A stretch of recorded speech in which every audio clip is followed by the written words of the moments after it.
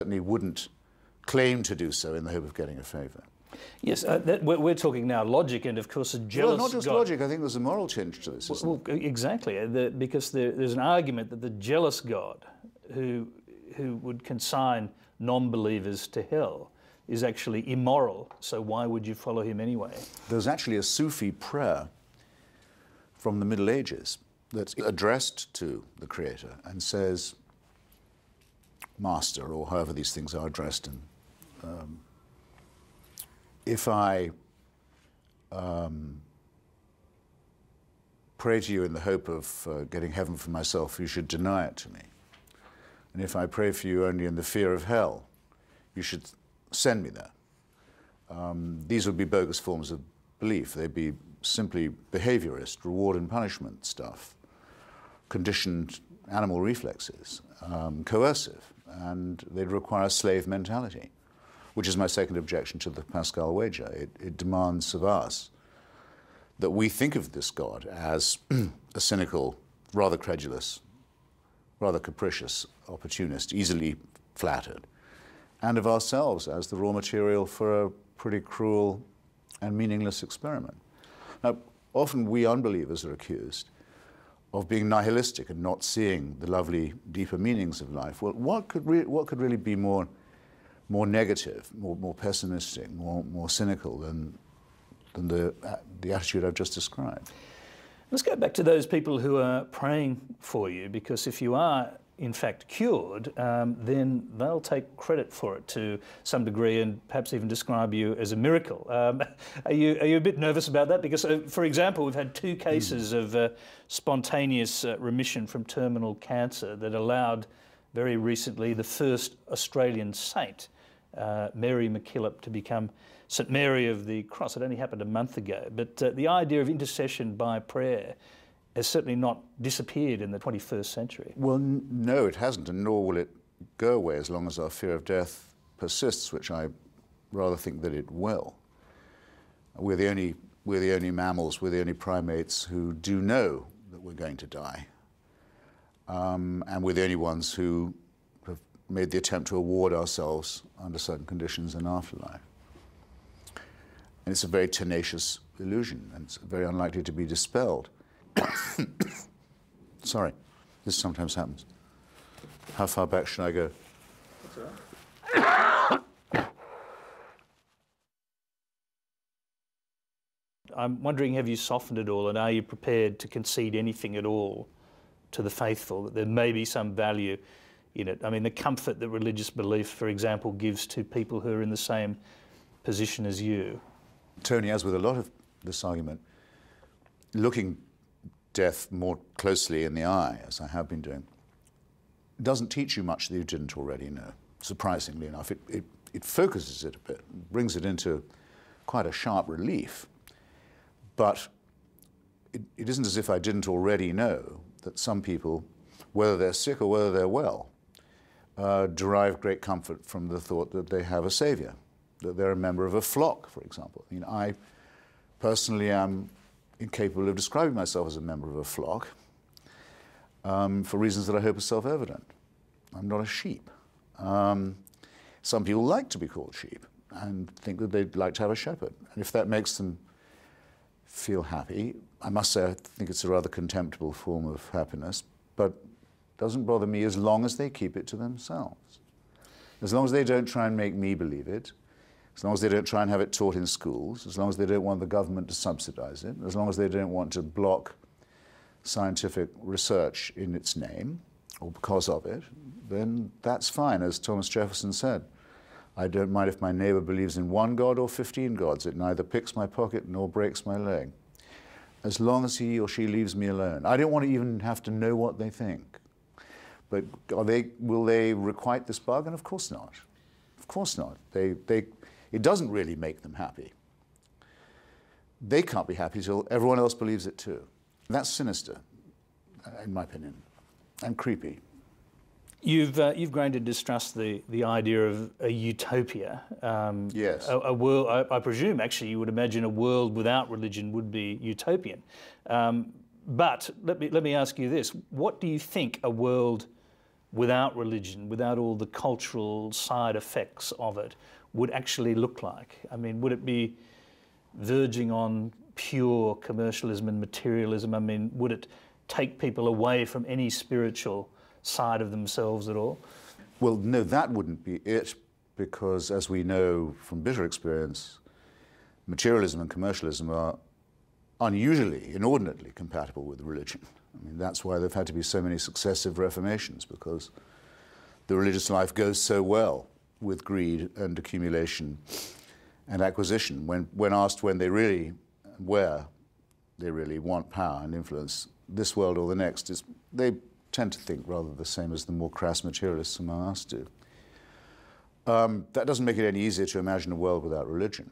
And it's not that I don't think I have too little imagination to imagine that. It's just that I think it cannot, in fact, be imagined.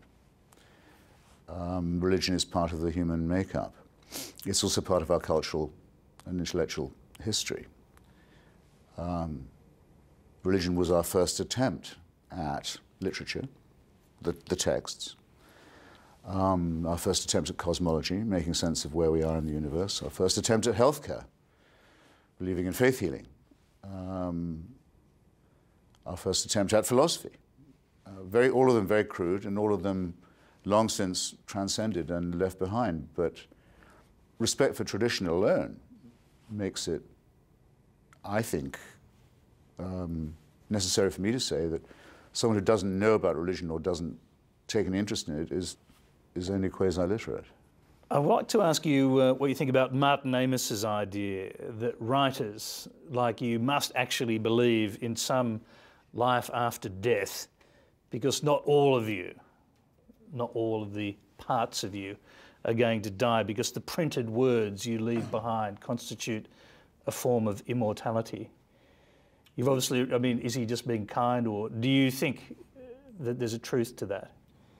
Litera scripta manet. The written word will remain. That's true, but it won't be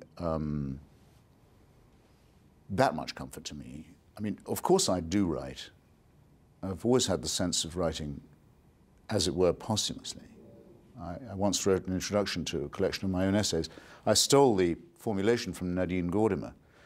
Said you should try and write as if for post-mortem publication, because only then can you screen out all those influences. Public opinion, some reviewer you might want to be impressing, some publisher you might want to publish you, someone you're afraid of offending, all these distractions. You write purely and honestly and clearly and for its own sake. And the best way of doing that is to imagine that you won't live to see it actually written. Then you can be sure that you're being objective and you're being scrupulous. I think that that's a wonderful reflection, but it doesn't, it isn't the same term as immortality at all. As you say in your memoirs, you've written for decades, day in, day out. I think you said at least 1,000 words a day for many, many years, dispatches, articles, lectures, books, in particular books. Doesn't it give you some comfort that your thoughts and indeed some version of you is going to exist after your death is imperishable? Well, if you want to know, because I try to avoid the blues when talking about all this, but if you want to know one of the most sour reflections that I have when I think that I'm 61 now and I might not make 65, I quite easily might not, one of the bitter aspects of that is, well, I put in 60 years sort of at the coalface. I worked very hard. In the last few years, I've got a fair amount of recognition for it. In my opinion, actually, rather more than I deserve. Certainly more than I expected. And I could have looked forward to a few years of, shall we say, cruising speed, you know, just as it were, relishing that, enjoying it, not ceasing to work, not resting on the laurels, but savoring it a bit. And that, I was just getting ready for that, as a matter of fact. I was hit right at the top of my form, right in the middle of a successful book tour. I'm not going to get that, and that does upset me. So that's how I demarcate it from immortality. Similarly, I'm not going to see my grandchildren, almost certainly not. One has children in the expectation of dying before them. In fact, You want to make damn sure you die before then, just as you'll plant a tree or build a house, hoping that it will outlive you.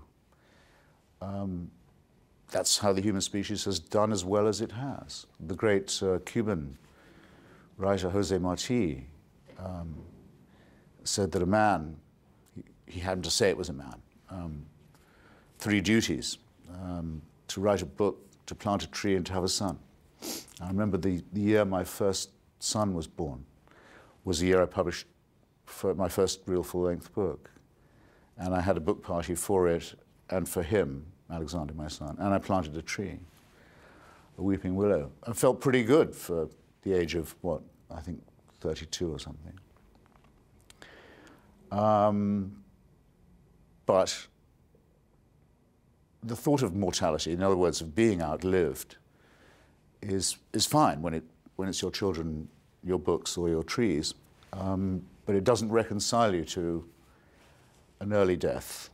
No, it doesn't. Is it only people outside of your existence then who can actually romanticize this idea of the immortal Hitchens? Well, people write to me, and it does, I will say this, having, surrendered briefly to the blues there, but I don't want to put on any false front.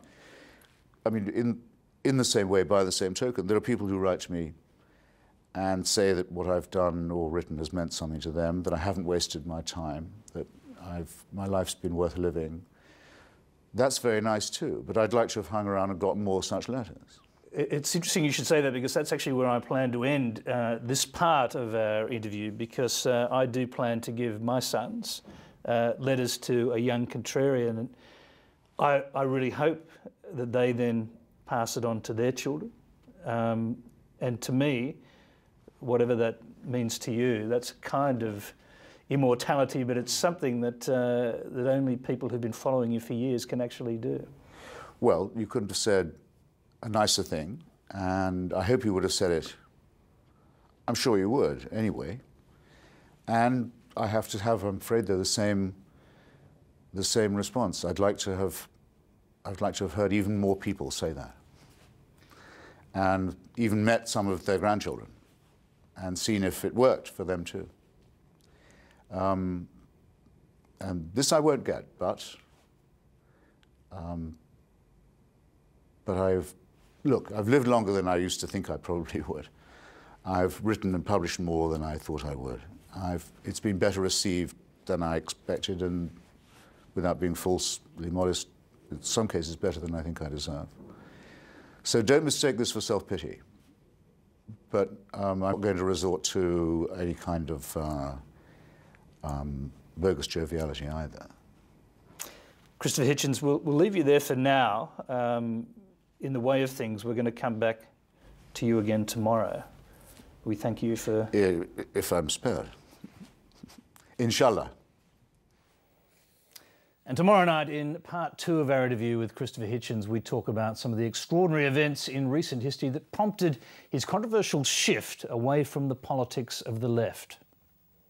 As the towers sank, up came this sort of billowing cloud of ordure and wreckage, and including the shredded remains of about 3,000 of my fellow creatures. This is a really evil-looking cloud, and there was a shot from a helicopter above Manhattan showing it sort of spreading on this really beautiful day all across the southern tip of my favorite island, and I thought, it's as if Charles Manson's giving orders today. Yeah.